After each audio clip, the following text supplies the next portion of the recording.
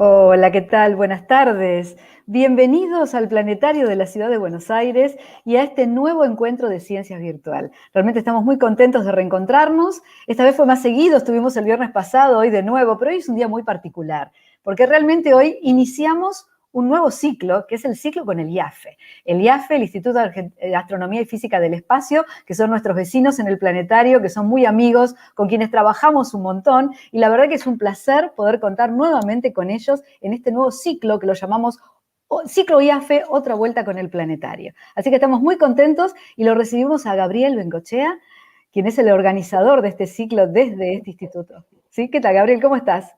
¿Qué tal? ¿Cómo les va? Buenas noches. ¿Todo bien? Todo bien, por suerte. Muy contentos de estar de nuevo trabajando con ustedes. Sí, para nosotros también. La verdad que un gusto que hayamos podido volver, por lo menos de Exacto. esta manera. Hace relativamente poco tiempo ustedes cumplieron los 50 años y lo festejamos en el planetario. Y ya Así pasaron es. 2 años, ¿no? Exactamente, tremendo. Sí, Terrible, tremendo. ¿no? Pero bueno, pasa el tiempo. Ahora estamos en la virtualidad y podemos llegar a mucha más gente, así que eso nos pone muy contentos, no solamente a los que visitan la sala, sino a todos los que nos siguen en la Argentina y en otros países. Así que estamos muy contentos de compartirlo. Bueno, Gabriel, vos como organizador del ciclo desde el IAFE, ¿qué te parece si presentás este ciclo? Dale. Bueno, nuevamente les doy la bienvenida a todos y a todas a un nuevo ciclo de charlas, como decía Graciela, el ciclo del IAFE Planetario, que le dimos llamar Otra Vuelta por el Planetario. Primeramente lo que quiero hacer es agradecer en nombre del IAFE y de su director Daniel Gómez a todo el personal del planetario, en particular a su directora Verónica Espino, a vos Graciela y a Javier en la parte técnica por este espacio, por este nuevo espacio para que podamos contar qué hacemos en el IAFE. El IAFE es un instituto de investigación que, como vos bien decías, fue fundado ya hace más de 50 años. Es un instituto que depende del CONICET y de la Universidad de Buenos Aires y que funciona dentro de Ciudad Universitaria en la UBA, ¿no? Aquí en Buenos Aires. Allí investigadoras e investigadores realizamos trabajos en variadas disciplinas de la astronomía y la astrofísica.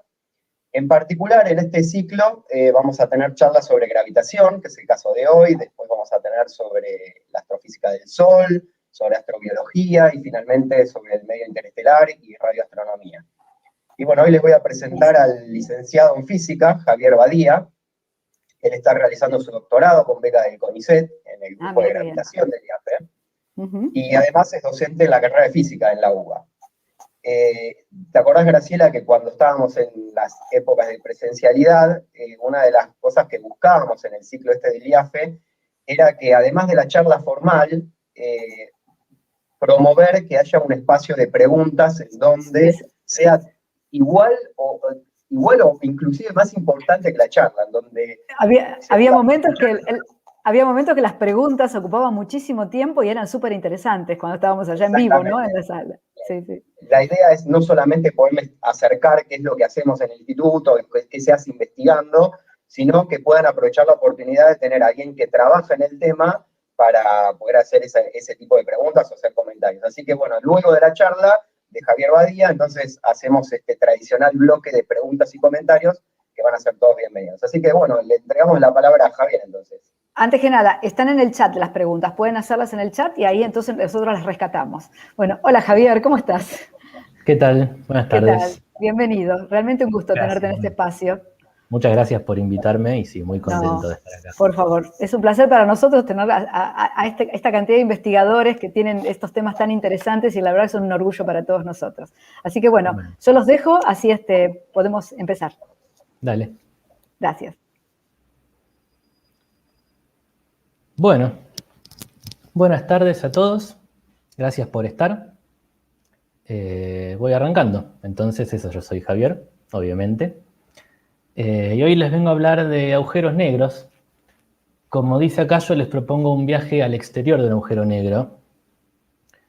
Y yo insisto con lo del exterior porque la gente muchas veces quiere saber qué pasa en el interior de un agujero negro, ¿no? Es como el misterio que está de los agujeros negros, qué pasa si te caes, hay una singularidad, otros universos, todas esas cosas raras, que obviamente está muy bueno, es divertido.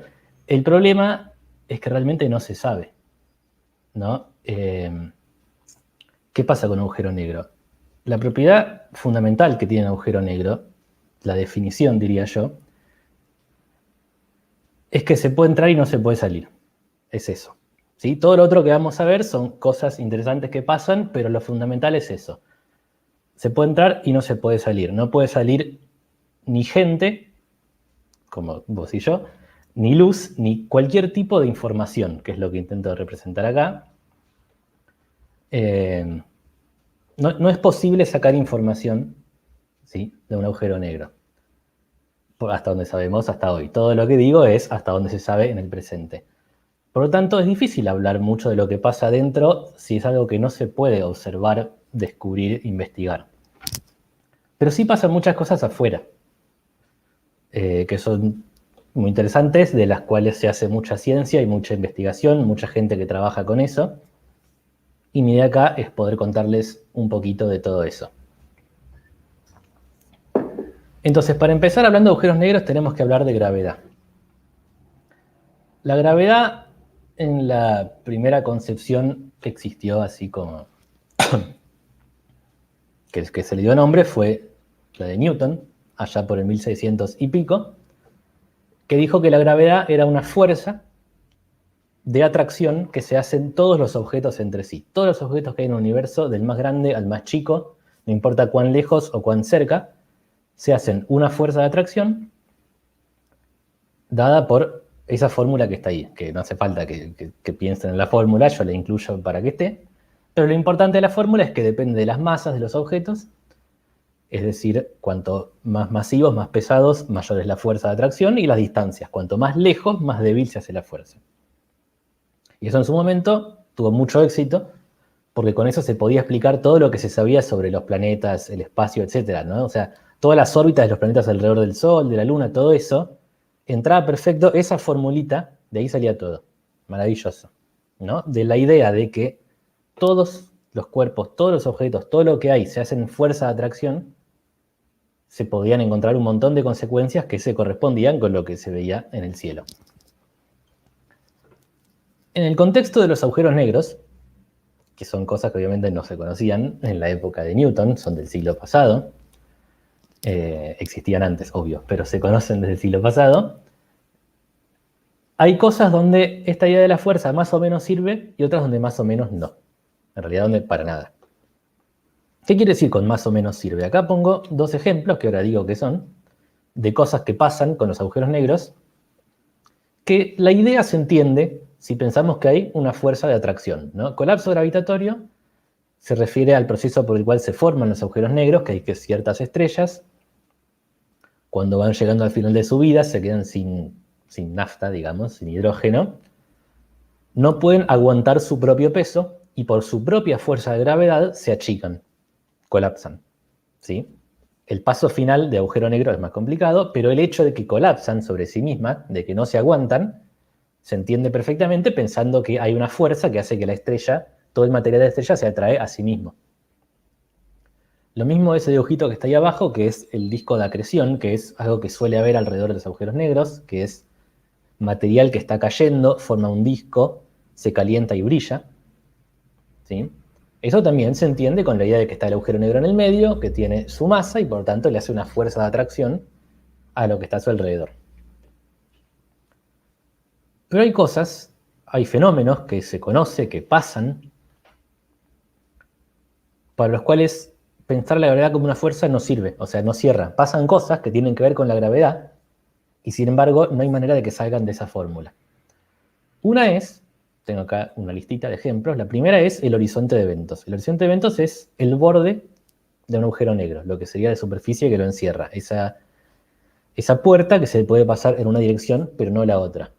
Y eso ya de entrada no cierra con la idea de una fuerza.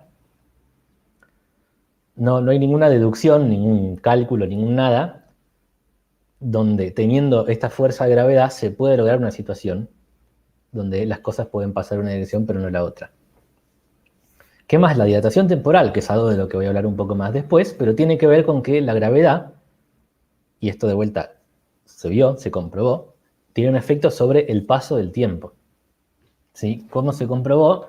El primer experimento que se hizo al respecto fue algo así como, no voy a explicarlo en detalle porque se complica, Pero algo así como lo que ven ahí, agarraron ese edificio que ven ahí, que no es demasiado alto, pusieron un reloj arriba y un reloj abajo y compararon la velocidad a la que se movían los relojes. ¿Sí? ¿Y qué pasó? El reloj de abajo iba más lento que el de arriba. En realidad no lo hicieron con relojes, lo hicieron con luz, pero el efecto es el mismo. Y eso está hipercomprobado. Se hizo después con aviones, ¿sí? Ponen un reloj muy preciso arriba de un avión, el avión sube, es decir, está en un lugar con otra gravedad que abajo,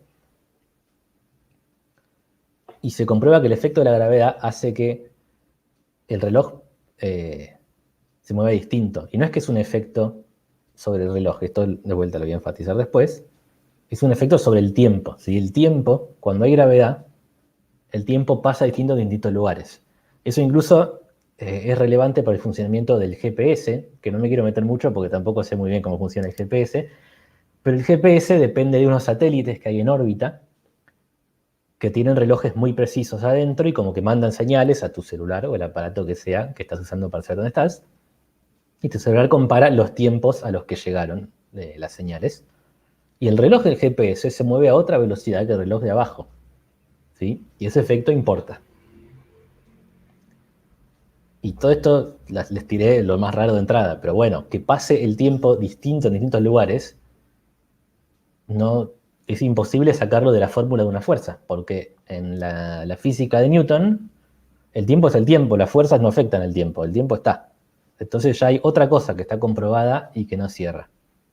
Una más, el hecho de que a la luz la afecta la gravedad. No solo los objetos, yo los suelto y se caen, si los tiros hacen una curva porque la gravedad los tira para abajo, a la luz también, y eso también está comprobado, está verificado. Y este es un poco más dudoso, es más discutible, pero de vuelta, dentro de la visión que existía en los siglos, digamos, XVIII y XIX, de la física en general, por cómo era la luz y por cómo era la gravedad, no había manera, más o menos, de que la luz afectara a la gravedad. ¿No? Que dije, que la gravedad afectará a la luz, casi. Entonces, está claro que hay cosas observadas que pasan, ¿sí? Para los cuales esa fórmula no sirve, no se explica, falta algo más.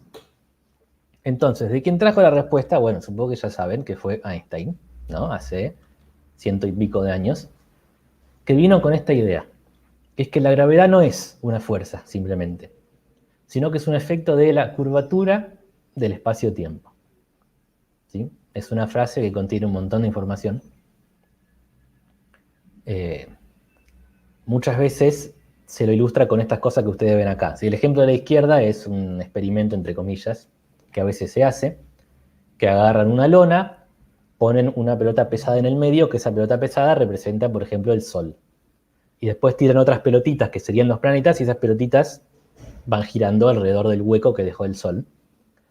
Y se supone que esto está mostrando cómo la curvatura puede hacer de gravedad, ¿no? Porque la curvatura de la lona está haciendo que las cosas hagan órbitas y se caigan hacia el centro. O bueno, también está el dibujito que ven al lado, que es más o menos lo mismo. Esto a mí no me gusta y no lo voy a usar en esta charla, porque tiene problemas. O sea, es una analogía a nivel muy básico. Así nomás funciona. Pero se pierde mucho de lo que pasa. Concretamente, se pierde el hecho de que estamos hablando de espacio-tiempo y no de espacio. Y esa es una idea complicada. Pero que estamos hablando de espacio-tiempo y no de espacio es importante. Lo que podríamos llamar la curvatura del tiempo, ¿no? Porque la lona como que muestra la curvatura del espacio. La lona representa el espacio, donde están los planetas y está curvo. Pero no me está mostrando ni siquiera qué podría querer decir la curvatura del tiempo. Y sin embargo, la curvatura del tiempo es como la parte más importante de todo esto. Es raro, ya sé. Ahora, tal vez, entonces, ustedes estén esperando que yo pase diapositiva y les muestre el dibujo o el experimento con el cual esto sí se entiende y les quede clarísimo que es la curvatura del espacio-tiempo. Y ahora es cuando les tengo que decir que eso no va a pasar. Lamentablemente, no puedo explicar en una diapositiva y ni siquiera en una charla qué es la curvatura del espacio-tiempo. No porque ustedes no sean capaces de entenderlo, obvio, y yo sí, sino porque es difícil, lleva tiempo. Es un concepto muy raro para nuestros humildes cerebros humanos que no están acostumbrados a que todo esto pase, ¿sí? A que vivieron toda la vida en un mundo donde esto no se nota que pasa, donde nuestros idiomas no tienen las palabras para describir estos fenómenos y estos conceptos. Entonces, los físicos, ¿qué hacemos? Recurrimos a la matemática. La matemática, esto es una cosa un poco impresionante, se podría decir que nos permite hablar de cosas que no entendemos, pero hablar con seguridad de ellas. No entendemos, como tantas otras cosas, es discutible, uno podría decir que sí lo entendemos o que no lo entendemos, pero espero que la moraleja se entienda, que es que yo no les puedo, nadie puede mostrarles un dibujito y que ustedes digan, ah, sí, entendí la curvatura del espacio-tiempo. Yo voy a hacer lo que pueda. Y mi objetivo principalmente no es tanto que ustedes entiendan de esto, obviamente un poco sí, pero también que se den una idea de cómo es de verdad. Cuando digo de verdad, quiero decir de cómo trabajan los físicos, fundamentalmente los físicos teóricos, que yo soy uno, es decir, no los que trabajamos con experimentos y observaciones, sino con cuentas, diagramas, ese tipo de cosas, matemática, teoría. ¿Con qué conceptos trabajamos? ¿Sí? ¿Qué es lo que hacemos? Tal vez no lo puedan entender porque es difícil y lleva tiempo de estudio. Lamentablemente no hay otra. Si quieren, pregúntenme y les tiro los libros que se tienen que leer. Pero que ustedes tengan una idea de qué se trata la cuestión. Entonces, habiendo dicho todo ese preámbulo, quiero tratar de explicar más o menos qué es el espacio-tiempo, que es algo que no es tan difícil de explicar. El espacio-tiempo, así, en principio, es como algo medio conceptual. Es como las mismas cosas que ya sabíamos, pensarlas distinto. Lo que yo pretendo mostrar acá, hay un dibujito de una nena que está tirando una pelota para arriba y para abajo. Ustedes imagínense, aunque el dibujo todavía no esté muy claro, que la pelota sube y baja derechito. ¿Sí? No es que la tiro y hace un arco. La pelota sube derechito y baja derechito. Y lo que está ahí al lado es un gráfico de la altura de la pelota en función del tiempo. El eje horizontal es el tiempo. Entonces, como esto se interpreta, es que a medida que el tiempo avanza, la altura sube y después baja. ¿Sí? No creo que hace falta que recuerden toda la matemática de la secundaria. Eso es lo que dice ese gráfico. Cómo es la posición de la pelota en función del tiempo. El espacio-tiempo es básicamente pensar en ese gráfico como un todo. O sea, no pensar que el tiempo va avanzando y en cada tiempo tengo una posición, sino pensar en la historia entera de la pelota. ¿Sí? Es una frase rara, lo sé. Es mirar esta curva en este gráfico, imaginarse la quieta. La curva quieta, la curva no se mueve. Para la curva el tiempo no pasa. ¿Por qué? Porque la curva ya está hecha en función del tiempo. Esa curva ya incluye todos los tiempos que hay desde que yo tiré la pelota, o bueno, la nena del dibujo tiró la pelota y la volvió a recibir. ¿Sí? Es como plantarse fuera, me estoy poniendo filosófico, pero fuera del tiempo, ¿sí? Y ver toda la historia junta. Eso es el espacio-tiempo. Es básicamente, en realidad es un concepto matemático, si quieren. Es, en vez de pensar que tengo una dimensión, o sea, la altura, y una posición que cambia en función del tiempo, pensar que tengo dos dimensiones, que son altura y tiempo, que forman un espacio de dos dimensiones, y tengo una cierta curva dentro de ese espacio, que representa el movimiento para arriba y para abajo. Bien, eso es el espacio-tiempo. Como les dije, es como una cosa conceptual, no es que no metí ninguna curvatura, ninguna física rara, es la misma pelotita, pensarlo distinto. En la concepción de Newton, ¿sí? Y de la física antes de Einstein, digamos, o antes del principio del siglo XX, porque las cosas tampoco nunca las piensa una sola persona, ¿no? Einstein es el que quedó en la historia, pero no fue el único que estuvo haciendo esto. Entonces, digamos, antes de 1905, si quieren, es que el espacio y el tiempo eran absolutos. ¿Qué quiere decir absolutos? Que las distancias y los tiempos son los mismos para todo el mundo. si yo mido que la computadora mide 30 centímetros, todo el mundo esté haciendo lo que esté haciendo, si mira mi computadora también va a ver que mide 30 centímetros. ¿Sí? Y si yo miro que pasaron 20 minutos desde que empezó la charla, todo el mundo esté lo que esté haciendo y se fija en los mismos momentos, va a considerar que pasaron 20 minutos desde que empecé la charla. En la concepción que vino a partir de 1905 y los años siguientes, donde se propuso la teoría de relatividad especial, principalmente por Einstein, se dieron cuenta que había que cambiar esto. Había que poner una nueva cosa absoluta, que era la velocidad de la luz. Que es que se dieron cuenta, y esto se dieron cuenta porque había experimentos, observaciones que lo mostraban, la velocidad de la luz era la misma para todo el mundo. ¿Qué quiere decir eso? Que si yo prendo una lamparita y sale un rayo de luz, y yo uso algún aparato para medir la velocidad de ese rayo de luz, mido que se mueve a 300.000 kilómetros por segundo, que es la velocidad de la luz, en el vacío o en el aire. Y si pasa otra persona moviéndose, la velocidad a la que esa persona se mueva no importa, igual va a medir que la luz se mueve a 300.000 kilómetros por segundo. Lo cual es raro, porque uno pensaría que si pasa alguien en una nave espacial, moviéndose en la misma dirección que este rayo de luz y muy rápido, pensaríamos que respecto a esa persona, ese rayo de luz se mueve más lento, ¿no? Como cuando vamos en la ruta, los autos van todos rapidísimo, a 120 kilómetros por hora, pero si estamos en un auto y al lado nuestro hay uno que también va a 120, para nosotros no se mueve ese auto desde nuestro punto de vista. Y si se mueve a 130, se mueve lentamente para adelante. Bueno, con la luz eso no pasa. La luz siempre, para todo el mundo, se mueve a la misma velocidad. Y eso es raro. Como que si lo pensás parece que no tenga sentido. La única salida que se encontró es que había que meterse con el espacio y con el tiempo. Que las distancias y los tiempos no podían ser iguales para todos porque tienen que cambiar para que la velocidad de luz pueda ser la misma para todos. Entonces se volvieron relativos. Relativos quiere decir que distintos observadores, moviéndose a distintas velocidades, miden distintas distancias y distintos tiempos. ¿Sí? Que eso un poco ya lo adelanté cuando dije lo de dilatación temporal, pero pasa. Es así. ¿Sí? Moverse y otras cosas, pero moverse afecta las distancias y los tiempos que vos medís. Y acá es donde se vuelve importante el espacio-tiempo.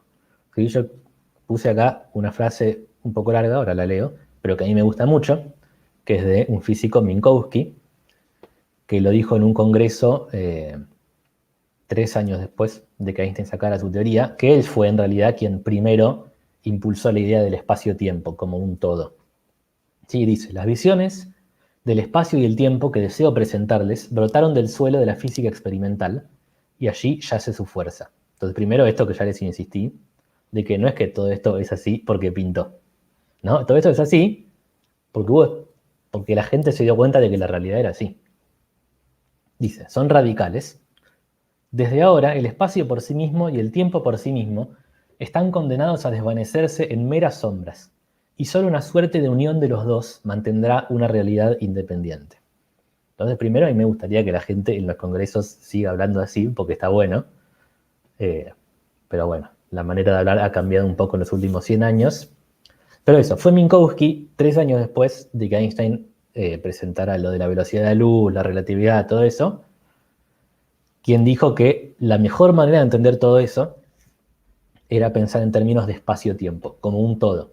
En vez de pensar que el espacio, ¿no? Que lo que uno mide en el espacio se mezcla con lo que uno mide en el tiempo, pensarlo todo junto.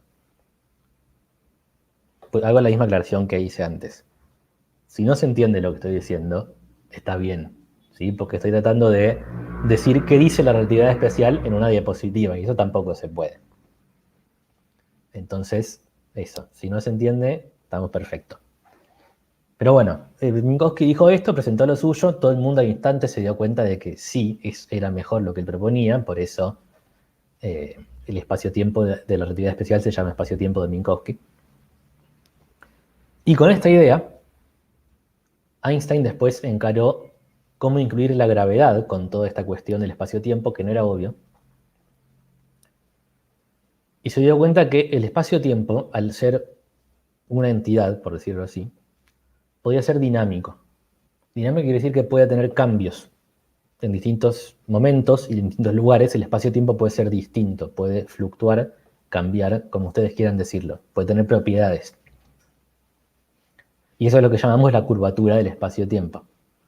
¿Sí? El hecho de que el espacio-tiempo, las distancias que se miden, los tiempos que se miden, son distintos en distintos lugares y distintos tiempos. Entonces, explicar cómo eso tiene algo que ver con la gravedad, cómo eso puede llevar a la fuerza que ya conocía Newton, a las órbitas de los planetas, yo lo intenté, me parece demasiado complicado para esta charla. Lamentablemente no voy a poder hacerlo. Voy a contarles otras cosas, pero eso se complica. Sería toda una charla en sí misma, básicamente. Habría que pensar cómo se puede explicar, pero no es nada trivial.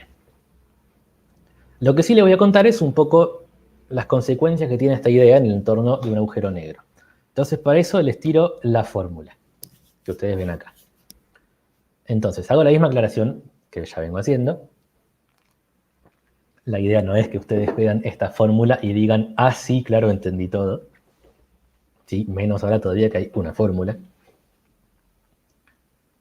Pero quiero mostrarles la fórmula para seguir con lo que había dicho antes de contarles cómo trabajamos los físicos de verdad, ¿no? Que si uno quiere deducir cosas de qué pasa cerca de agujeros negros, hay que arrancar de acá, o de otras fórmulas, ¿no? Que serán adecuadas a cada situación. Esta, que se llama la métrica de Schwarzschild, porque la descubrió el señor Schwarzschild, un alemán en 1916, que dato estaba en el frente de plena Primera Guerra Mundial, estaba en el frente de batalla con Rusia.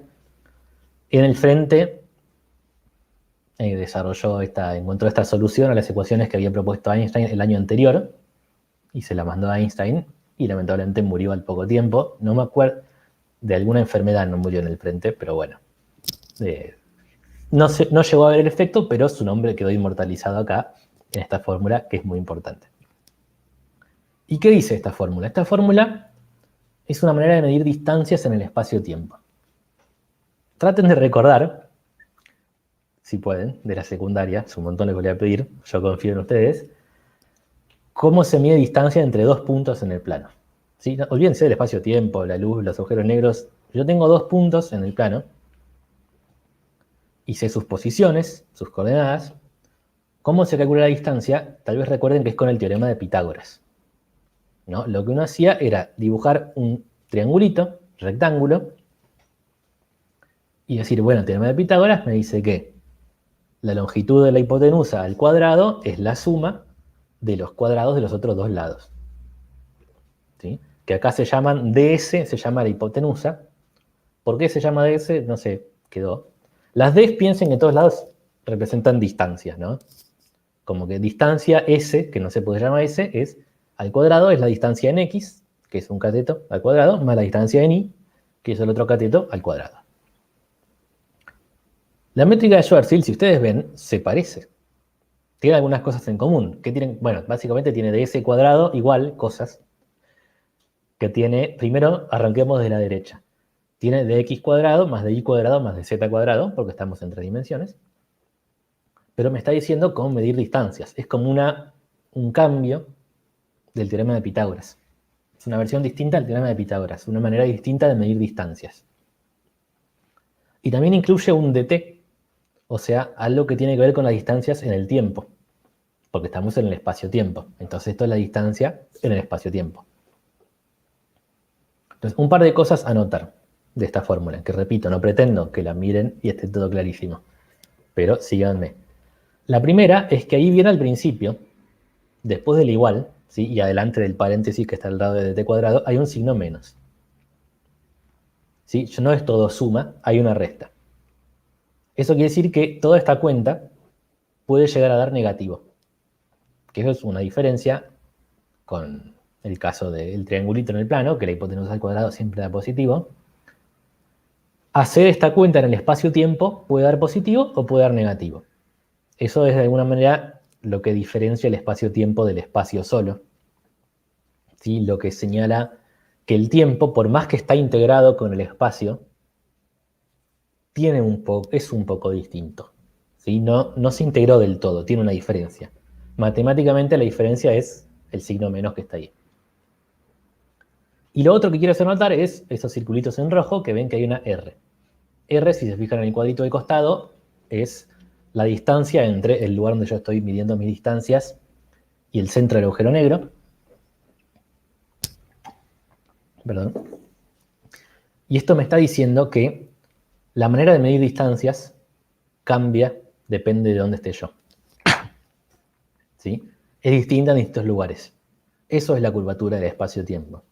¿Sí? Que las distancias en espacio-tiempo, que repito, es un concepto raro el de distancia en espacio-tiempo, pero bueno, créanme que existe, y acá lo tienen escrito, cambia dependiendo de dónde estoy. ¿Qué consecuencias se pueden sacar de esta fórmula? La primera es la existencia del horizonte de eventos, que es lo que ya dije, ¿no? Una superficie imaginaria que se puede cruzar de una dirección y no la otra. ¿Por qué digo imaginaria? Porque no es que hay un borde, ¿sí? Una pared o algo así. Es simplemente una división entre dos regiones. En una de ellas uno se puede mover en cualquier dirección, para cualquier lado. En otra de ellas uno solo se puede mover hacia adentro.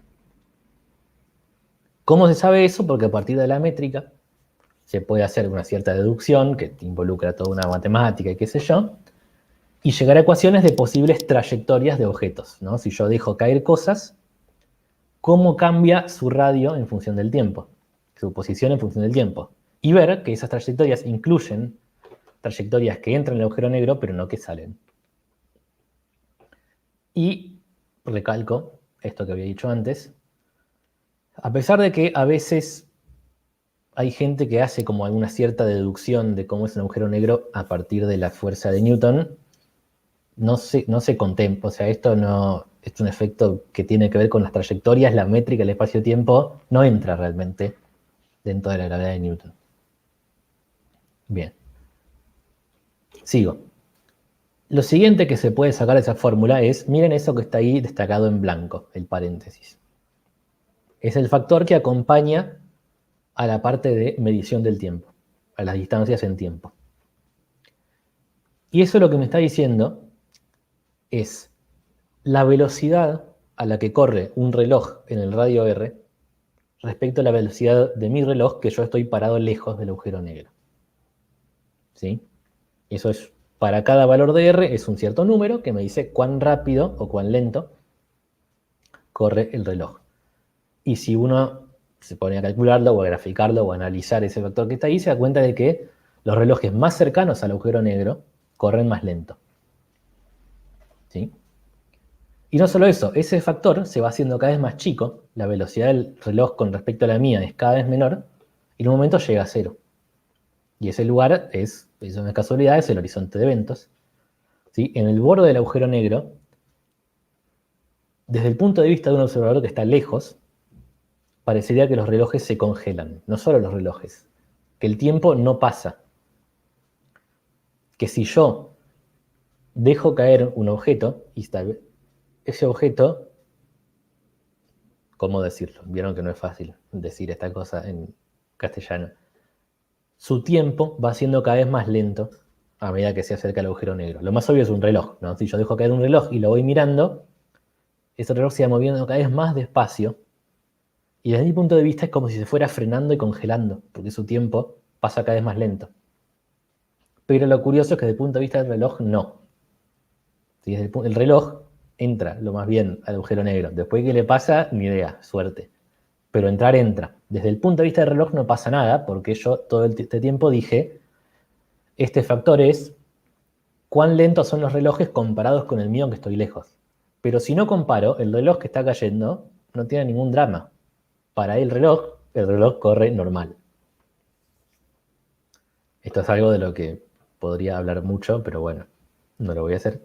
Quiero pasar a lo siguiente, ¿sí? Ahora, que es otra cosa que ya había mencionado antes, que es el tema de la luz. A partir de la métrica, que la tienen ahí, se puede ver en particular cómo son las trayectorias que sigue la luz. Se puede deducir, ahora sí, como parte de la teoría, que la gravedad afecta a la luz. Y le afecta más o menos como cualquier otra cosa, le hace una especie de fuerza de atracción. Entonces ustedes ven ahí unas ciertas trayectorias, y lo que está mostrando es que si tengo un rayo de luz que pasa más o menos cerca de un agujero negro, se desvía un poco, porque el agujero negro tira de él mismo. No solo un agujero negro, cualquier objeto con masa que haga gravedad hace eso, pero un agujero negro tiene un efecto más fuerte. Pero lo que tiene de especial un agujero negro, que hasta donde se sabe no tiene ningún otro objeto en el universo, es que puede llegar a desviar tanto la luz que haga una órbita cerrada, una órbita circular.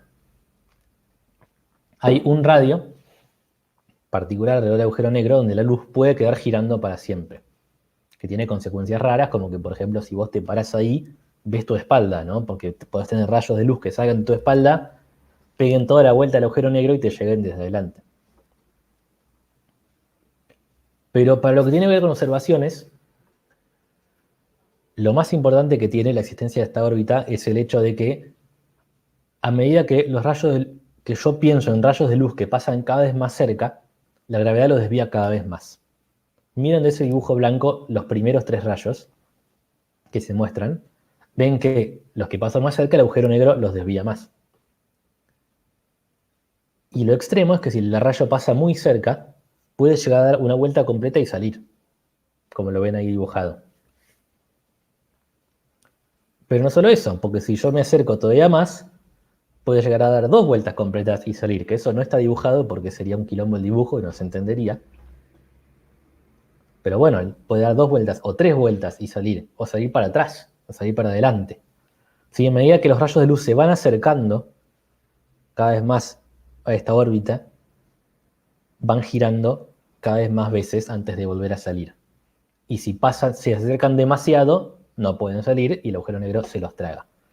Hay una peliculita que ilustra un poquito esto, que lo que les va a mostrar es que tienen el agujero negro ahí en el medio y van a venir rayos de luz de todas direcciones y va a mostrar el efecto que tiene esto sobre los rayos de luz. Y este n que les va poniendo acá es la cantidad de medias vueltas que da los rayos de luz. Es medio raro pensar en cantidad de medias vueltas, pero bueno, se hace así. Entonces, n igual a 0 es que primero les va a mostrar rayos de luz que no llegan a pegar media vuelta alrededor del agujero negro. Entonces voy a ver si lo muestro.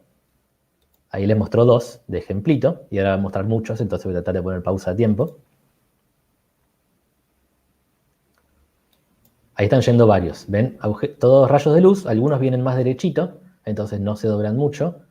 En realidad derechito no, algunos no pasan demasiado cerca del agujero negro, entonces siguen más o menos derecho. Otros pasan más cerca y se doblan más. Y llegan a mostrar una imagen como esta, ¿no? Bueno, si había luz viniendo de todos lados, el agujero negro la desvía un poco, de manera que en el medio se forma un agujero, pero un círculo negro del cual no viene luz porque ahí está el agujero negro. La desvía hacia los costados. Entonces se llama la sombra del agujero negro. Pero después, ahora sigue, ¿qué pasa a los rayos de luz que dan media vuelta? Cuando dice media vuelta es en realidad entre media vuelta y una vuelta completa. Y esos son rayos que vienen, fíjense, vienen desde atrás.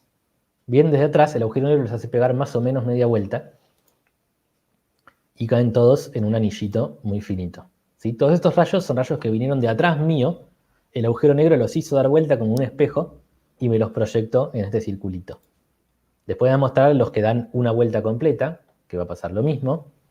Todos vienen de ahí, dan una vuelta completita y de vuelta quedan todos proyectados en un anillo finito. ¿Por qué sobre un anillo finito? Porque para que den una vuelta exactamente, el rayo tiene que venir muy bien apuntado, ¿sí? A una cierta distancia del agujero negro.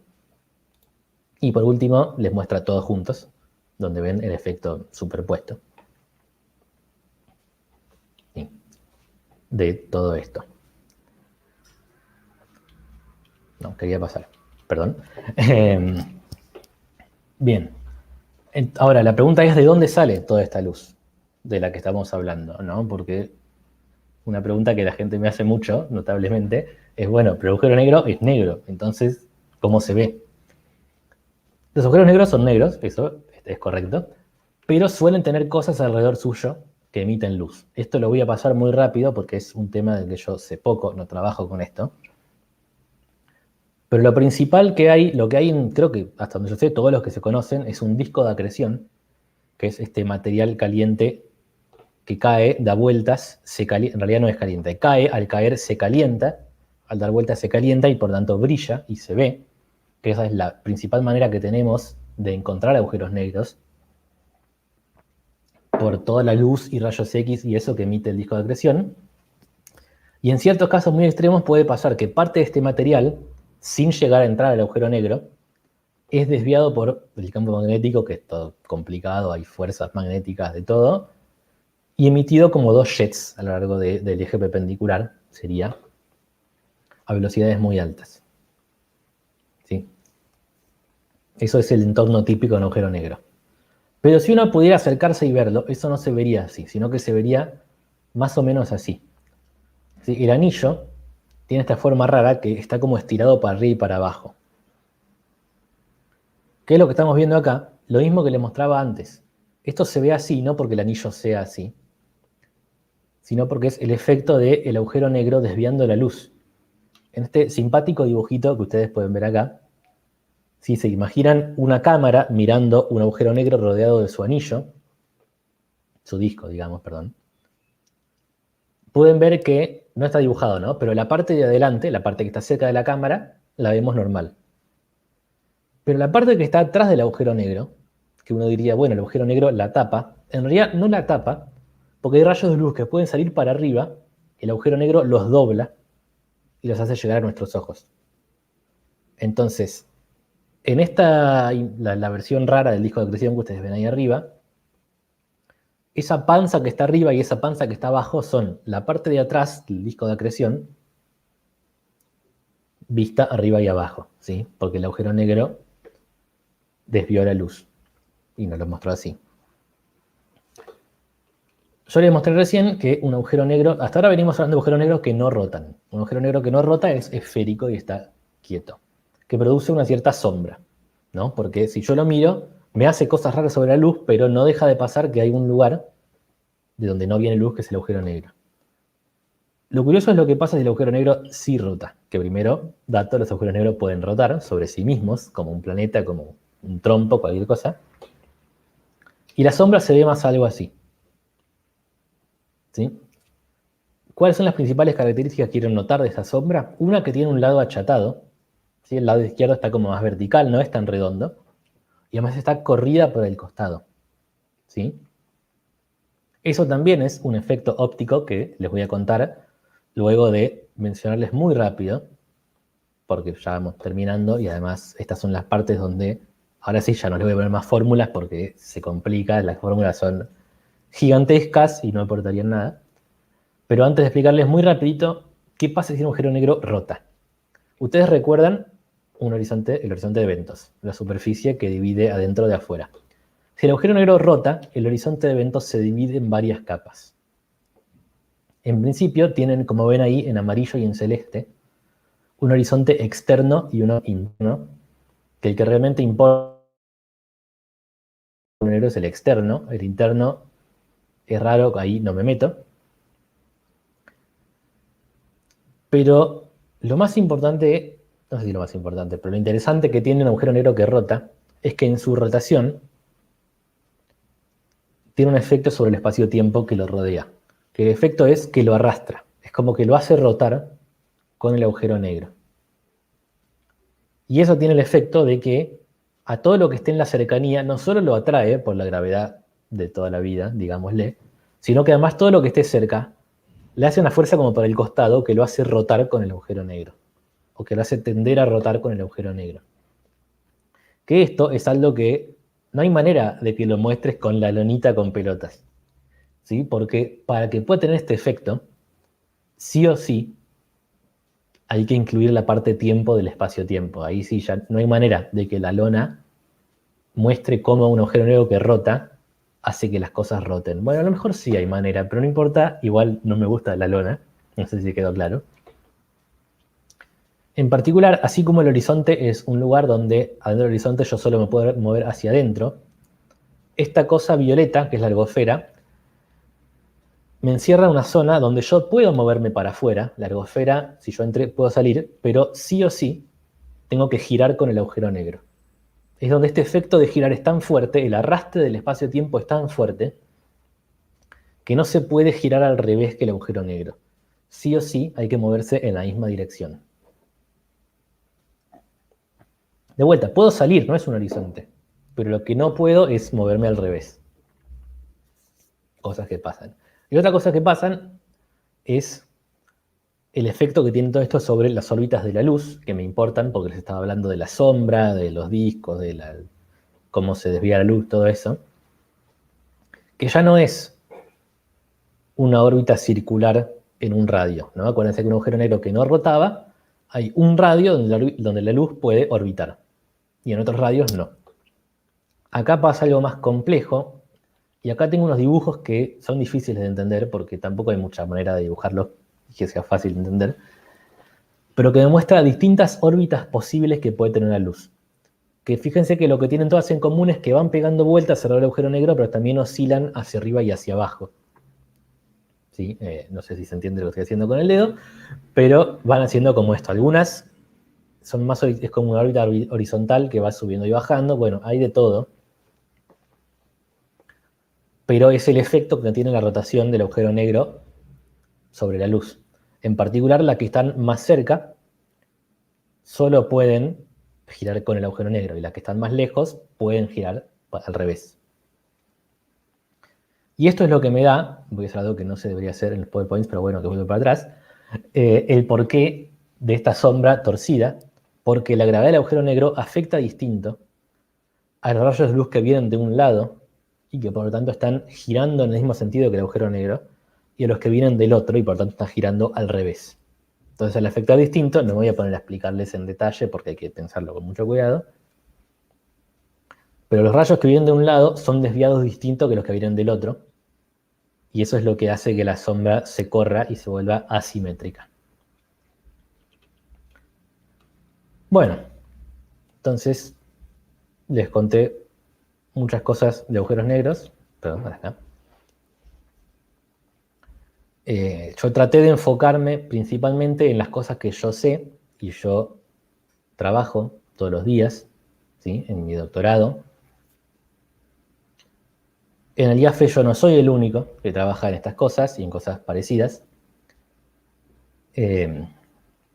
Lo primero es, voy desde lo que conozco más a lo que conozco menos, si quieren, para contarles un poco de qué se trata la cuestión.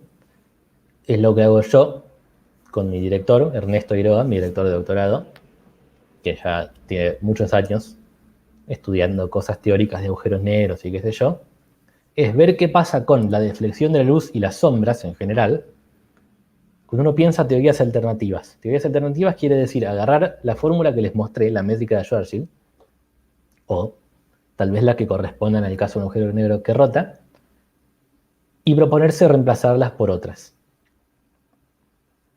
Y ver qué pasa en ese caso. Por otras que sigan manteniendo que tengo un agujero negro,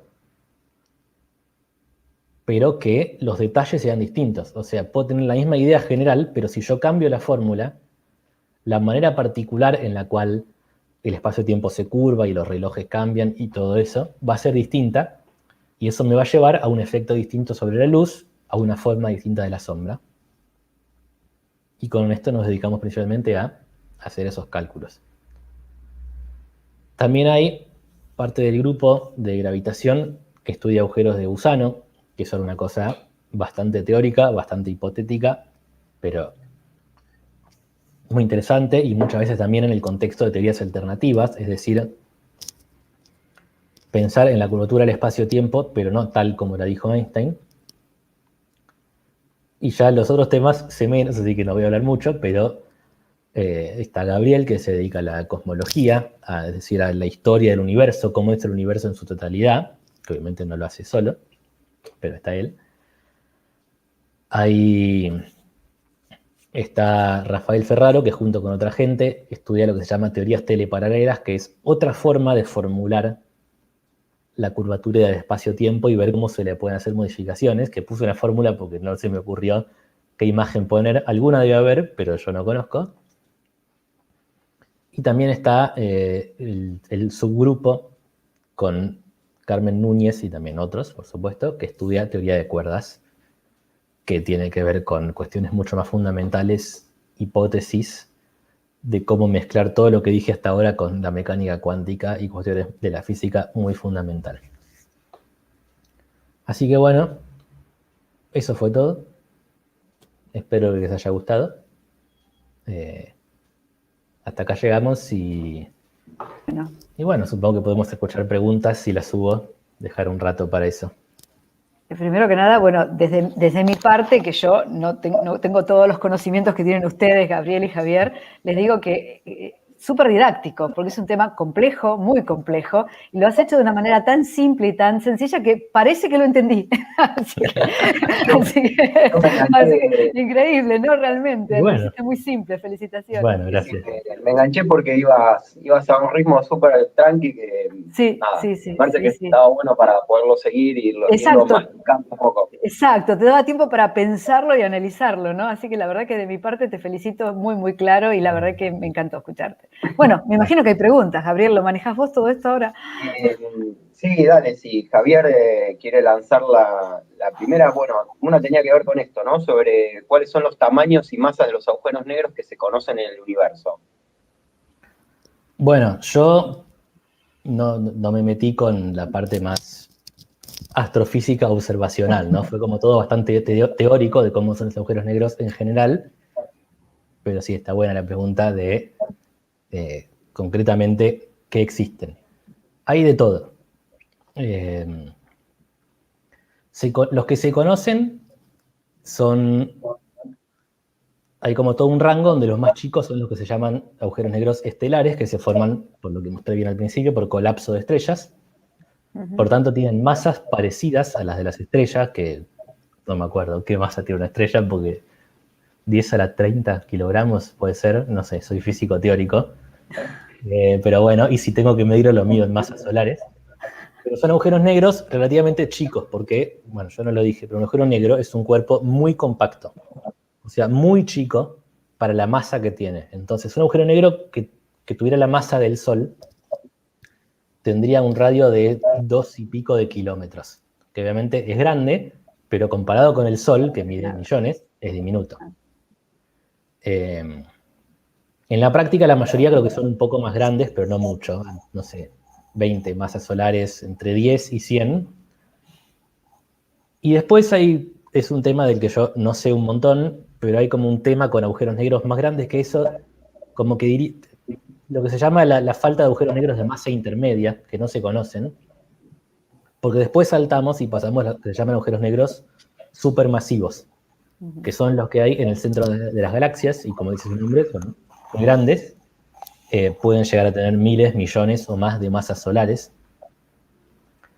El que está en el centro de nuestra galaxia tiene, si mal no recuerdo, algo así como 1 millón de masas solares, espero estar diciéndolo bien, y un radio de, no sé, algunos millones de kilómetros, que era algo así como el tamaño de la órbita de Mercurio, dentro de nuestro sistema solar. Pero eso es relativamente chico, los hay más grandes. Por ejemplo, el de la famosa imagen que salió hace unos años, que es de la galaxia de 1027, es 1000 veces más grande. Tiene 1000 veces esa masa y 1000 veces su tamaño. Es más grande, el agujero negro ese es más grande que el sistema solar. O sea que hay un rango muy grande de variedad de posibles masas y tamaños. Está. Bueno, teníamos la segunda que habíamos anotado por ahí. ¿Qué pasa si entras en un agujero negro? Y esta tiene acarreada la siguiente confusión típica de la educación que me pareció buena comentarla, es, ¿se detiene mi reloj si estoy sobre el horizonte de eventos? O sea, ¿estoy cayendo o estoy paradito en el horizonte de eventos? ¿Se detiene mi reloj? Bueno, primero lo segundo, no. Eso en su momento yo lo dije, pero es cierto que es raro. No, tu reloj no se detiene. Lo que tiene todo esto es que como estamos hablando de relatividad, esto es relatividad general, pero no deja de ser relatividad, muchas cosas son relativas a otras cosas. En particular, todo esto que vengo diciendo de los relojes que se hacen lentos, recuerden, el reloj que está más cerca del horizonte de eventos se vuelve lento con respecto a mí, que estoy lejos, parado, quieto. Pero para la persona que se está cayendo, ese reloj pasa normal. Es algo fundamental de la relatividad. Siempre, para vos, tu tiempo pasa normal. ¿Por qué? Porque es el tiempo. O sea, medio que ni siquiera tendría sentido decir que yo me doy cuenta que mi tiempo está pasando lento. Porque todo lo que me pasa a mí lo mido con mi tiempo. Entonces, si Claro. todo pasa lento, es lo mismo que nada. Es raro de decir, pero bueno. Pero no, para alguien que está cayendo, un observador en caída libre, bueno, ni siquiera en caída libre, alguien que está cayendo, puede cruzar el horizonte de eventos lo más bien. Una persona que esté lejos no lo va a ver, pero eso no quiere decir que no pase. Ujú. ¿Y qué pasa si entras? Bueno, acá es donde todo se pone bastante más especulativo. Hay una parte que no es muy especulativa, o sea, ¿qué hay bien en el centro del agujero negro? Realmente no se sabe. Dentro de la teoría de Einstein está lo que se llama la singularidad, que es un punto que vendría a ser como de fuerza infinita, de densidad infinita, digamos. Pero mucha gente cree que eso no debe ser así en realidad. Que debe haber un fallo en algún lado, tal vez hay que cambiar de vuelta la teoría por otra, que algo en algún lado hay que cambiar, pero lo que sí pasa es que la fuerza de gravedad, a medida que te acercas al centro, se va haciendo cada vez más intensa. Y eso tiene mucho que ver con el tamaño de un agujero negro. Un agujero negro más chico, eso pasa antes. O sea, un agujero negro más grande, paradójicamente, es más seguro. Cuando cruces el horizonte de eventos, no te vas a dar cuenta que pase nada. Pero eventualmente lo que pasa es que la gravedad como que te va aplastando. O sea, como que hay un proceso que se llama espaguetificación, porque la gravedad te hace un fideo, o sea, te aplasta de los costados y te estira. Obviamente la vas a pasar mal, pero a medida que te acercás al centro, a la singularidad, eso pasa cada vez más. Pero no puedo afirmar mucho, como ya dije, de lo que pasa dentro de un agujero negro, porque es concebible, es totalmente posible, con lo que sabemos hasta ahora, que eso sea todo mentira y no nos hayamos enterado. No digo que sea probable, pero puede ser porque hasta ahora no se conoce cómo estudiar lo que pasa dentro de un agujero negro. Claro. Entonces, Es esa es la respuesta. especulativo, digamos, especulativo en el sentido de supuesto. Claro. No lo puedes demostrar de la física. Por lo menos por ahora no. Uno siempre dice, ¿viste? Los físicos siempre dicen, no, esto es totalmente imposible, y a los 20 años cae uno que te dice, no, era posible por esto que no te habías dado cuenta. Hasta donde sabemos ahora, no es posible. Claro. Bien. Muy bien. A ver qué otra tenemos. ¿Cómo llegó Einstein a la idea de que la gravedad es la curvatura del espacio-tiempo? ¿Cómo comprobamos una idea así? Bueno. Eso tiene toda... Te cambio la pregunta. No, está bien, lo cuento. A ver si tengo una diapositiva relevante. ¿Qué sé yo? Pongo esta, qué sé yo, para poner alguna. Pero no estás compartiendo. ¿Querés porque no mostré la diapositiva. Bueno, no importa. Pensé que seguía mostrando. No es importante. Hablo nada más. Ahí está, ahora sí, ahora bueno, sí. No era fundamental. Básicamente se guió por una cosa que se llama el principio de equivalencia, que no me voy a poner a explicarlo en detalle porque también llevaría tiempo. Pero es la observación que se conocía hace muchos, de tiempos de Newton y de Galileo, que tal vez eso lo recuerden de física de la secundaria,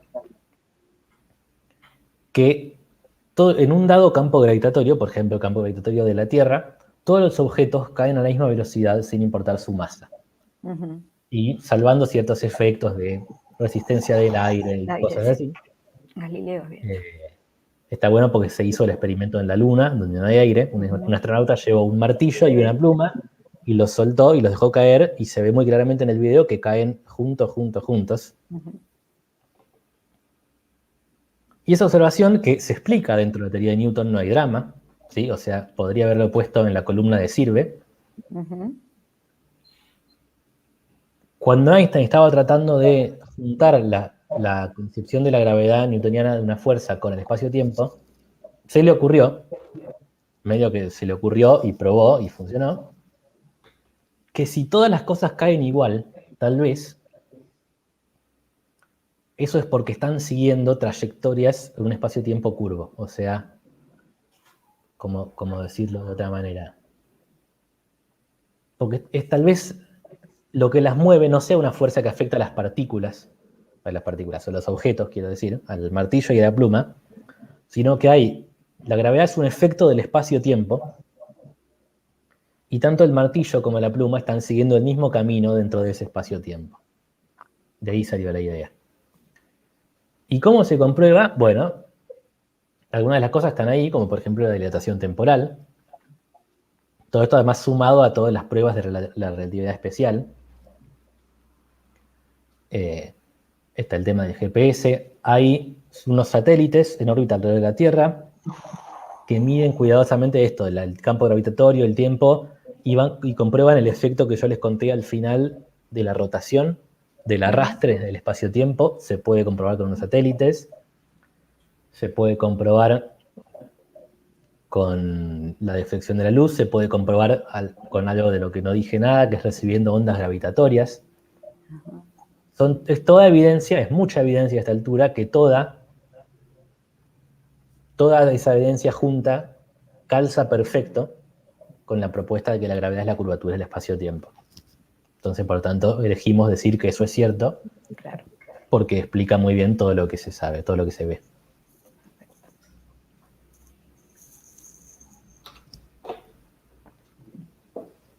Muy bien.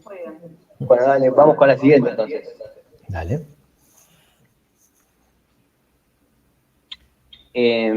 Pregunta Sandra, ¿por qué algunos agujeros negros no rotan? ¿Qué diferencia hay respecto de los que sí rotan? En realidad en la práctica todos los agujeros negros rotan. Ajá. Porque en el universo todo rota.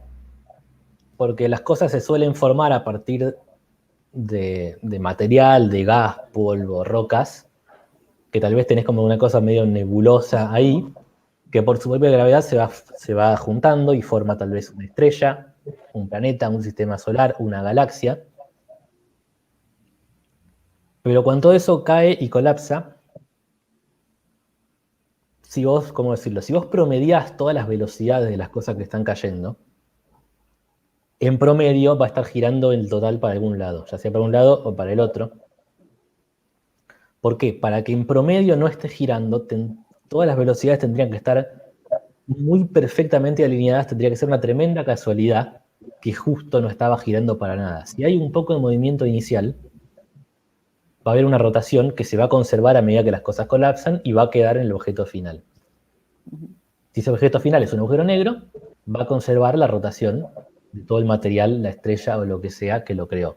Por eso todo el universo rota. Por eso las estrellas rotan, los planetas rotan, las galaxias rotan, porque se forman a partir de cosas que tenían algún movimiento y eso siempre termina teniendo alguna rotación. Bien, muy clara. Tenemos otra pregunta que también aparece bastante en la educación, es que si la luz es afectada por la gravedad, entonces significa que tiene masa. No. La respuesta es no, y por eso puse lo de la luz en la columna de no sirve. Porque justamente eso es algo que dentro de la versión newtoniana no entra, ¿no? O sea, la luz no tiene masa. Entonces, si vos vas, a ver ahí si podemos mostrar la diapositiva. Si vos vas a la fórmula de la fuerza, que incluye las masas, ahí está, gracias, que incluye las masas, y pones que una de las masas es 0, porque estás pensando en la luz, no hay fuerza. Ni para un lado ni para el otro. Por suerte, Einstein nos salva, porque no hace falta que las cosas tengan masa para que la gravedad las afecte. Por esto mismo que dije antes, porque simplemente están siguiendo trayectorias en el espacio-tiempo. Entonces, la luz, a pesar de no tener masa, se mueve en el espacio-tiempo como todo. Y por tanto, puede desviarse, moverse, ir para un lado, para el otro, girar, a pesar de que no tenga masa, porque justamente la ecuación de la fuerza de Newton no siempre funciona y para la luz no funciona. Perfecto. Bien. Bueno, ahora viene la parte publicitaria, porque en la siguiente pregunta, Gustavo nos dice, ¿qué herramientas de software utilizan para hacer los cálculos? Por eso publicidad. Bueno, depende. Para los cálculos así teóricos, ¿no? De Que tienen que ver- matemática. claro, Matemática. Bueno. Ojo, muchas veces ninguna. Depende. ¿Ah, no? Hay cosas que se pueden hacer a mano, pero se usa mucho así. Una que se llama matemática, Wolfram Matemática, que es un todo en uno de lenguaje de programación y programa que te lo interpreta, que es maravilloso, la verdad, es increíble. Yo no entiendo cómo eso puede existir, pero te hace las cuentas. O sea, no te puede decir qué cuentas hacer, obviamente, pero si vos querés cuentas, en general te las hace. O sea, cosas complejas, tenés que hacer integrales, tenés que despejar ecuaciones, matrices, lo que quieras, te lo hace. Si la cuenta no es súper complicada, muchas veces si uno hay que estar muy seguro, las haces a mano y con la matemática y lo comparas, es buena. Esa es la principal. También, qué sé yo, eso es para lo teórico. Después hay gente que simula cómo se verían los agujeros negros teniendo en cuenta la deflexión de la luz, todo eso, y para eso hay paquetes de software que yo no conozco muy bien, pero están especializados para justamente calcular las trayectorias de rayos de luz dada una métrica. Pero para lo que hago yo, el 90% es el matemática, con TH. Claro. Bueno, a ver si tenemos anotada otra pregunta. Bueno, de nuestro fiel seguidor, Mario, nos pregunta, desde la forma gráfica que mostraste, ¿cómo me doy cuenta si el agujero negro rota o no? Bueno, tenía que ver, me parece, con esto de cómo se deformaba distinto en la sombra, por ejemplo, ¿no? Sí, si se refiere a eso, sí, no estoy muy seguro qué quiere decir con la forma gráfica, pero si se refiere a la sombra, sí, es mirando la forma de la Igualmente es sombra. muy complicado de detectar eso, ¿no? De medir esa Sí, diferencia hoy en día está complicado. no es trivial, o sea, yo obviamente lo expliqué todo rápido. Hay un problema, que es que si ustedes recuerdan, la sombra de un agujero negro que rota era chata, De un ¿no? lado. De un lado Sí. de corrida, pero eso se ve así. Si yo lo estoy mirando de costado, ¿no? Si el agujero negro rota con un eje vertical, no le, así, y yo lo miro así. Pero si el agujero negro lo miro desde arriba, y es el caso para el agujero negro que se vio hace unos años, la sombra se ve circular, como si no rotara. Ujú. Entonces hay que tener otros indicios. En la práctica, como ya dije, todo rota. O sea, sería tremenda novedad encontrar un agujero negro que no rote. Ujú. Tengo entendido, me estoy metiendo en terreno del que sé menos, pero tengo entendido que, bueno, primero que la rotación del agujero negro afecta al disco de acreción que tiene. Entonces, analizando cómo es el disco de acreción, se puede deducir cosas sobre su rotación. Además, lo que tengo entendido es que cuando el agujero negro se va tragando material de disco de acreción, eso va tendiendo a aumentar su rotación en Ujú. general. Por lo tanto, los agujeros negros no solo rotan, en general rotan mucho, tienen un límite máximo que pueden rotar. Por razones varias, hay un límite máximo, pero los agujeros negros suelen estar cerca de ese límite. Ujú. Entonces, nada, en general sí rotan. ¿Cómo te das cuenta? O por la sombra, o estudiando propiedades de el disco de acreción que tiene alrededor. Claro. Por ahí agregaría, A ver. también está este asunto del LIGO, de los detectores de ondas gravitacionales. Cierto. Una de las cosas que también cuando procesan las detecciones, además de ver cuáles son las masas de los objetos que las originaron y otras propiedades, una de las cosas que también tratan de descifrar es si estos agujeros negros rotaban o no, pero Sí. la verdad que es bastante complicado y hasta ahora es complicado descifrar si efectivamente estaban rotando o no y con cuánta rotación. Es bastante complicado y hasta donde sé, no, las tablas, por lo menos publicadas, no está muy clara, con mucha precisión, esa información. Así que es como que todavía no tenemos la posta de cómo estaban rotando, si rotan o no, ¿no? Pero es complejo. Y después vos habías mostrado otra cosa también, que es que teóricamente, no de manera observacional, pero teóricamente los agujeros negros rotantes tienen otras cositas raras adentro, se aparecen más horizontes, bueno, hay otras complejidades que también se diferencian, vos ya lo habías mostrado en la charla, pero bueno, por lo menos para dejarle a Mario que había preguntado eso, hay diferencias, desde el aspecto teórico, hay diferencias importantes entre el Schwarz y el rotante, ¿no? Bueno, vamos a otra pregunta. Dale. A ver, estaba Mariana, también otra seguidora. Dice, en los casos de los agujeros negros rotantes, donde el espacio-tiempo circundante es arrastrado y la luz se deflecta de cierta forma, ¿qué efecto tendría esto sobre el tiempo, o en el tiempo? Bueno, lo que tiene la fórmula de la métrica de un agujero negro que rota, que no la mostré porque es complicada, es que se empieza a complicar llegar a conclusiones simples, ¿no? O sea, como cuando yo les mostré el factorcito que estaba en la métrica de Schwarzschild, que me decía la velocidad de los relojes, con el que rota se complica. Pero fundamentalmente pasa lo mismo. O sea, también hay un efecto de dilatación temporal, de que los relojes más cercanos pasan más lento con respecto a los que están lejos. Pero ese efecto ahora también incluye, depende del movimiento del reloj, siempre depende. Por esto, todo esto es complicado, siempre depende del movimiento. Cuando un agujero rota, también depende del sentido de rotación del reloj en cuestión, si está cayendo derecho, si está cayendo girando. O sea, no sé si hay una respuesta simple a qué efecto tendría esto sobre el tiempo.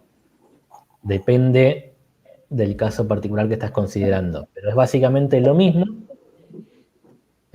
conceptualmente, pero también aparece una dependencia con si el reloj se está moviendo, si está girando en un sentido o en el otro, o cuánto está girando. Si querés te lo resumo así. Ok.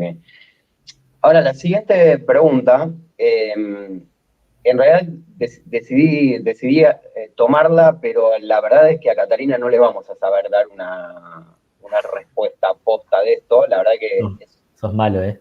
un temón, pero sí lo quería poner. Si querés vos da tu opinión, tu punto de vista, porque la verdad que tiene mucha filosofía, además de la física, desde el punto de vista físico, desde el punto de vista ontológico, ¿no? Filosófico, ¿qué cosa es el tiempo? La verdad que es para hacer toda una charla distinta, y terminás la charla y no nos vamos a poner de acuerdo, porque la comunidad no tiene claro la esencia ni del tiempo ni del espacio. Del espacio tampoco sabemos de qué está hecho, Claro. ni esencia. Pero bueno, no sé si vos querés mencionar algo acerca de tu idea, de si es algo real o qué cosa es el tiempo, si querés darla. Sí, a ver, ¿qué contesto? Es tremendo. Sí. Primero, esto no es... Primero voy a decir algo que no es mi opinión para ir ganando tiempo. Desde el punto de vista de la física estrictamente, y obviamente todo, como siendo filosofía, todo es discutible, pero como la mayoría de la gente actualmente lo considera, para la física medio que no importa. Igual después voy a seguir, ¿no? Pero a la física, porque los físicos son bastante positivistas en general, lo que importa es si vos Algunos, Algunos. algunos. Pero yo creo que, me parece, deben ser la mayoría, no sé, no hice una encuesta. En la práctica lo que importa es si podés modelar bien, ¿no? Entender bien lo que se observa. Entonces, desde ese punto de vista, la respuesta sería, no sé, no me importa. Pero bueno, puedo dar una respuesta un poco más satisfactoria. Yo creo que es una... O sea, si las opciones son una idea nuestra o una entidad real, yo creo que es una entidad real. ¿Qué queremos decir con una entidad real cuando nos referimos al tiempo? También es una pregunta compleja. Pero yo creo que en cierto sentido... Entonces no sos tan positivista vos. No. Bien. No, soy positivista cuando hace falta. Claro, cuando... Pero si nos vamos a poner a charlar de filosofía, yo contesto. Para mí existir existe. No sé qué quiere decir existir en el contexto del tiempo. Es raro, ¿no? Ni tampoco me puse demasiado a pensarlo. Pero no me parece que sea una ilusión, una idea nuestra, o como quieras decirlo, porque todo indica que el tiempo existía antes de que existieran los humanos, incluso antes de que existiera yo, por ejemplo, que en lugares donde nosotros no estamos mirando ni nada, las cosas pasan igual, ¿no? O sea, es como el debate de si cae un árbol en el bosque y no hay nadie para escuchar, igual está el sonido. Yo opino que sí, el sonido está, No te lo puedo demostrar, pero para mí está, porque ¿por qué no estaría? Entonces, para mí... Vas más real. para el lado del realismo, digamos. Sí, en general Bien. sí. Para mí es real el tiempo. Ya me Después, estás callando mejor, está bien. sí. Tal vez sea emergente, tal vez no sea fundamental, hay muchas posibilidades. Pero me resultaría, en realidad te lo puedo justificar un poco más, me resultaría muy, muy difícil hacer encajar la curvatura del espacio-tiempo, que tan exitosa es en explicar cosas que se observan, con que el tiempo sea un concepto creado por los humanos. Como que todo indica que el tiempo en algún sentido tiene que existir, y lo mismo para el espacio. Esa es Ok, mi visión. y entonces voy a enganchar eso que estabas diciendo con la siguiente pregunta, que tiene que ver un poquito con lo siguiente. Si tú, o sea, yo le doy otra connotación a la pregunta, ¿no? Le agrego algún plus. Que diría, si todo esto anda tan bien, explica todo lo que observamos, anda todo tan bien, o pareciera que anda todo tan bien, ¿para qué entonces considerar teorías alternativas a la de Einstein o soluciones alternativas a las ecuaciones de Einstein? Te diría que hay dos razones, como lo veo yo, ¿no? Esto obviamente es subjetivo. Una, te podría decir que es por las dudas, ¿no? Porque hasta ahora, donde sea que se haya probado la teoría, estuvo todo perfecto, pero todavía quedan cosas por probar. Por ejemplo, en lo que trabajo yo, que es la sombra de agujeros negros, se viene esperando, todavía no es el momento, que se pueda sacar una imagen de un agujero negro con una buena resolución, que hasta ahora todavía no se logró, que se pueda apreciar bien, lo más exactamente posible, la forma de la sombra, porque hasta ahora solo vemos un círculo medio borroso, y comparar detalladamente eso con la teoría de Einstein. Y eso, y sí, probablemente la teoría de Einstein lo describa bien, pero tal vez no. Tal vez ahí es donde encontramos la diferencia. Y en ese caso está bueno ya haber estudiado otras teorías para tener en mente cuáles son las posibilidades, ¿no? ¿Qué esperamos ver? ¿Cuáles son los posibles cambios que podemos ver? ¿No? Y en caso de observar una cierta sombra, ¿cuánta confianza nos da esa sombra en la teoría de Einstein o cuánta confianza nos saca? ¿Sí? Y esto se aplica a todos los experimentos que todavía no se hayan hecho, pero yo conozco ese. Pero también hay razones más teóricas, que es que hay razones para suponer que esta teoría en algún punto debe fallar. No es evidencia dura, son razones para suponerlo. Uno ya lo dije, que es el tema de la singularidad, ¿no? Esta teoría predice que en el centro de un agujero negro hay un punto de densidad infinita, donde el campo gravitatorio como que ni siquiera está definido, donde las trayectorias de las cosas terminan y ahí el tiempo de los objetos se termina. Y mucha gente cree, yo no sé muy bien qué opino, honestamente, pero mucha gente cree que eso no debe ser así. Que eso debe ser algo que está incompleto de la teoría y de que debe haber una teoría mejor que nos diga que dentro de un agujero negro pasa otra cosa que no es una singularidad. La otra pata principal viene del lado de la cuántica, que yo no hablé nada de cuántica, no voy a hablar nada de cuántica, pero que la relatividad general tiene un problema, que es que como que se complica hacerlo empalmar con la mecánica cuántica. Que la mecánica cuántica es otra teoría fundamental del universo, no es opuesta. Es relevante más que nada para las cosas muy chiquitas. Y entonces, si vos te pones a preguntar cuál es el campo gravitatorio de un átomo o de un electrón, se te empieza a complicar la vida. O sea, vos podés plantear la cuenta, teóricamente, matemáticamente, pero hay cosas que no dan. Hay cosas que te dan infinito, hay resultados a los que no podés llegar. Y eso también es razón para suponer que posiblemente la relatividad general no es del todo correcta y que hay una versión que sí es correcta, que va a empalmar bien con la cuántica. Una propuesta es la teoría de cuerdas. Ajá.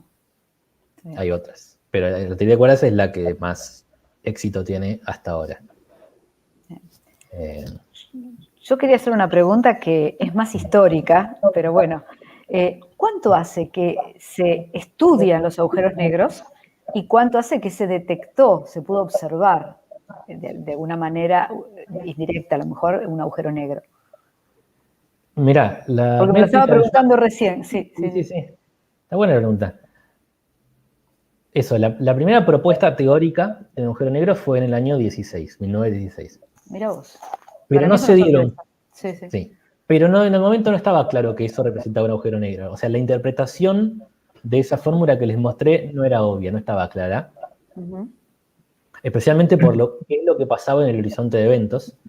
Eso tardó, si mal no recuerdo, tal vez Gabriel sepa mejor, un par de décadas en entenderse mejor, donde la gente fue replanteando esa fórmula de maneras que tienen menos problemas matemáticos,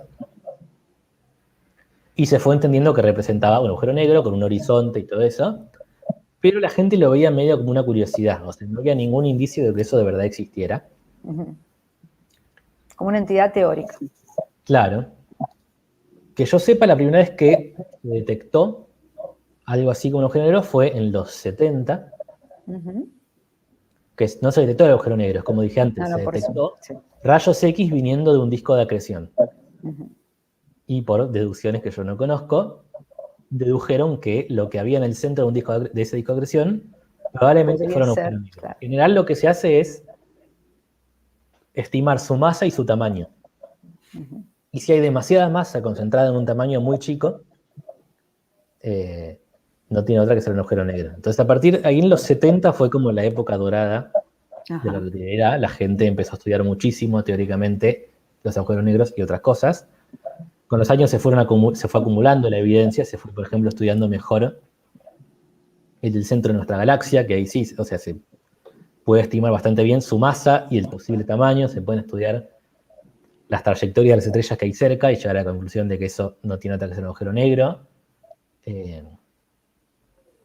Yo diría que la que es indiscutible es notablemente reciente, que es la detección de ondas gravitatorias. Claro. En el 2015, si mal no recuerdo. Sí. Para mí, que igual tampoco sé tanto de experimentos, esa es la primera, es la más contundente. Esa medio que no hay otra. Con las otras, a lo mejor podría decir, bueno, en una de esas no es un agujero negro, sino, pero ahí ya medio que no hay vuelta. No hay dudas.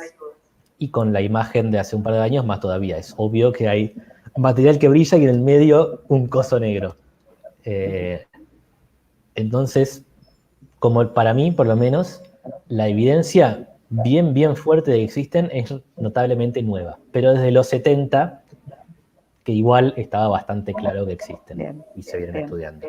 Capaz que una cosa que también desde el punto de vista teórico, que por eso se conoce mucho y que refleja la complejidad que vos quisiste transmitir también en la charla, tiene que ver con que esta primera solución que encuentra Schwarzschild en 1916, uno diría, bueno, a partir de ahí todo fue coser y cantar. Y sin embargo, si vos decís, bueno, a ver, le vamos a agregar rotación. ¿Qué pasa si rota? Esa solución recién tuvo que esperar hasta casi mediados de los 60. Sí. De 1916 hasta 1963, una cosa así, solamente por agregarle rotación. O sea, ya eso lo complejiza bastante. Para transmitir también esta idea de que abordar esto teóricamente tiene su complicación, digamos, ¿no? Sí, me imagino. Bueno, y yo creo que ya vamos a irlos despidiendo, así no abusamos del espacio. Yo quería hacer, sí, una aclaración. Hay algunas preguntas que también estaban en el chat que las dejé afuera un poco porque sé que Javier por ahí no es especialista en ese tema y entonces hay gente que preguntaba sobre cosas del disco de acreción o sobre agujeros negros primordiales o no sé, o efectos cuánticos, el tema de la pérdida de información de agujeros negros. No sé si vos querés, Javier, comentar algo de eso, pero como no es tu tema en particular, no, tampoco es que le preguntemos meterlos en aprietos. No, sí, está bien. Creo que si contestara estaría diciendo hasta donde yo sé cada dos palabras. Tal vez mejor no meterme. Un poco de la física cuántica mencionaste con la gravitación, que cuando uno quiere combinar eso, aparecen cosas raras. Bueno, una de ellas es la paradoja de la información, agujeros negros, pero bueno, lo que sí podemos decir es vamos a dejar nuestros mails y todo eso por si la gente que esté interesada en estos temas en particular y que quieran ponerse en contacto con nosotros, obviamente nos mandan un mail o esas preguntas que estaban ahí las podemos contestar después personalmente por fuera. Sí. Si quieren ponerlos, no sé si quieren ponerlos en el chat o lo podemos dejar para que los técnicos lo pongan como con el Zócalo, Javier. Como querés ponerlo, Javier, ¿querés dejarlo así? Sí. Dale. ¿Por mí? Bueno, ahí ponela. Mientras Javier les escribe con Graciela, ahora vos decís tus palabras, pero tomo el atrevimiento de hablar por los dos. Sí, dale, habla tranquilo, Gabriel. El ciclo del IAFE tiene 4 charlas, hoy hicimos la primera y 3 más. Van a ser los últimos viernes de cada mes. La próxima tiene que ver con astrofísica solar, que la va a dar el doctor Marcelo López Fuentes, del IAFE. Así que yo ya les dejo la invitación, va a ser de la misma modalidad. Nada, entonces así que dentro de un mes nos estamos viendo de vuelta. Perfecto, así que tenemos 4 encuentros que nos vamos a enriquecer muchísimo con todo lo que nos cuenten. Ya también, hoy fue súper interesante, me imagino que la del Sol también lo va a hacer y todas, como siempre, nos van a enriquecer. Así que desde ya, bueno, les agradezco primero en nombre del planetario al IAFE por confiar en nosotros, por compartir estos espacios, ¿no es cierto?, que para mí son muy importantes y el público lo agradece muchísimo.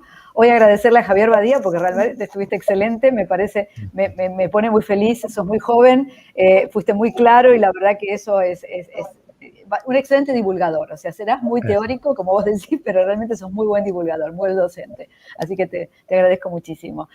Bueno, quería invitarlos, Gabriel le invitó para el ciclo del IAFE, que va a ser una vez por mes, pero ahora en 15 días nos encontramos con otro encuentro de ciencias. El viernes 10 vamos a tener la misión a Júpiter, de Yasmina Martos, que es de la NASA, y que nos va a contar justamente cómo está esta investigación, ¿no es cierto?, de Júpiter y esta nave viajando allá. Así que también es súper interesante. Así que a todos los invitamos en 15 días y en un mes prácticamente vamos a estar nuevamente con el IAFE. Así que bueno, muchas gracias a todos, gracias al IAFE, gracias a todo el público que nos siguió, que realmente fue muy numeroso, y hicieron un montón de preguntas, que es divino que participen porque nos encanta eso. Y gracias al equipo del planetario, ¿no?, que hace posible, el equipo técnico que hace posible que todo esto salga impecable. Esto queda grabado en el canal de YouTube, Planetario BA, así que cualquiera lo puede volver a ver. No sé si ustedes están enterados, Gabriel y Javier, pero hay muchos docentes que están utilizando nuestro canal de YouTube para trabajar con los alumnos. Así que eso nos enriquece muchísimo, nos pone muy contentos que lo puedan aprovechar como material didáctico. Así que bueno, gracias a todos, gracias al público nuevamente y nos vemos entonces en 15 días y en un mes nuevamente con Gabriel y el resto del equipo del IAFE. Gracias, hasta pronto. Un gusto, Gracias. Gracias. Chao. Chao.